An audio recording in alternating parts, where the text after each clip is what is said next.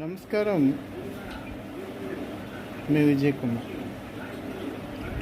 ఈ పొద్దు చాలామందికి నచ్చినా నచ్చకపోయినా నేను ఒక విషయం చెప్పదలుచుకున్నాను.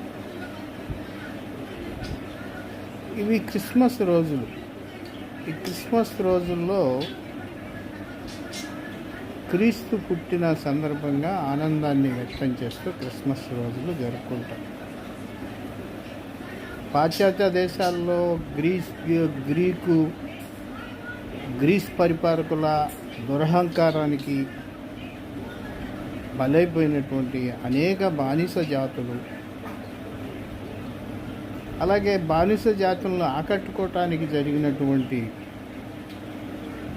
కొన్ని వర్గాల యొక్క కుట్రలకు వ్యతిరేకంగా క్రీస్తు శాంతియుతంగా ఒక గొప్ప ఉద్యమాన్ని తీసుకొచ్చి చివరికి ఆ ఉద్యమం ప్రజల్లో అనుకున్నంత చైతన్యం తీసుకురావటం కోసం వాళ్ళ పేరిట, అంటే ఆయన్ని సమర్థించిన వాళ్ళని కూడా పాపులుగా ఇచ్చేసినటువంటి సందర్భంలో తనకు తానుగా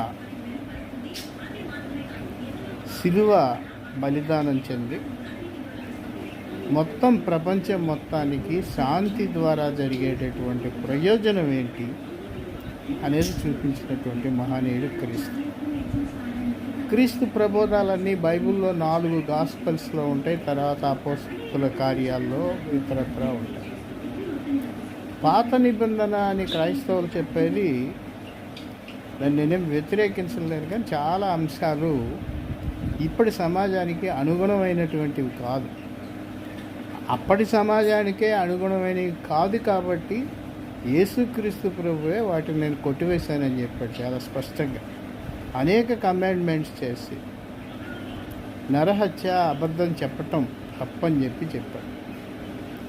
అయితే క్రిస్మస్ రోజుల్లో సైతం క్రీస్తుని మర్చిపోయి పాత నిబంధనలో ఉన్నటువంటి చరిత్ర పారిణామిక కథనాలు చెప్పి